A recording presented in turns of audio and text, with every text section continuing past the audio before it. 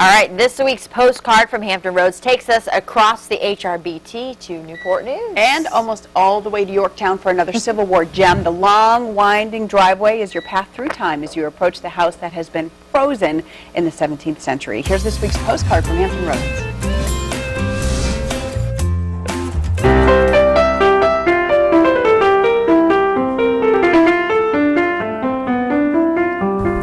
Well, if the walls of Endview Plantation could talk, they would have stories to tell going all the way back to the American Revolution, but they can't, so education specialists like Tim Green are key here in telling folks the significance of this property. And you said it's really celebrated for its role in the Civil War.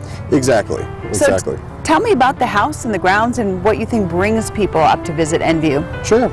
Well, the house here was built in 1769 by a man named William Harwood, and the Harwood family was a very prominent family early on, and they had acquired this property early 1600s, so it had been in the family for a while. Originally was a tobacco plantation, and we interpret it more during the Civil War time period. A lot of people don't realize that the peninsula here played a big role in the Civil War, and you had troops here for the majority of the war. So during the Civil War time period, it was owned by a man named Dr. Curtis, who was a Confederate captain at the beginning of the war, and he and his wife Mariah, and at that time 2 kids lived in the house, and so it saw a lot happen here during the war. And so if you've got food and ammunition and tents, what do you think is going to come first?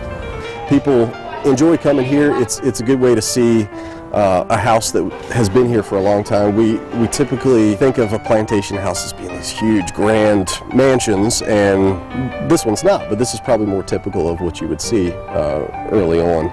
But you get to see the house as it might have looked like during the Civil War time period and kind of get an idea of what life was like for people on the peninsula. Dr. Humphrey Harwood Curtis Jr. And his wife Mariah were married just before the war, and he had graduated from Jefferson Medical College in Philadelphia, so came back here, and not only did he have his medical practice, but he had the farm here to run. And at that time it was grain crops and livestock, and so the 2 of them were here, and when the war starts they only have 2 kids, so there's plenty of room, but they eventually had 11, and 8 lived to be adults in that house.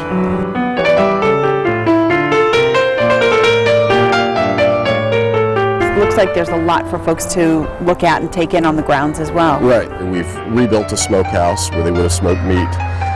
We've moved a dairy building here that used to be part of Endview Plantation, and we have a couple of cemeteries, so some family members that are buried here, and we also use the property for reenactments and other type of events, so you'll see some of the property set up to be used for those things as well.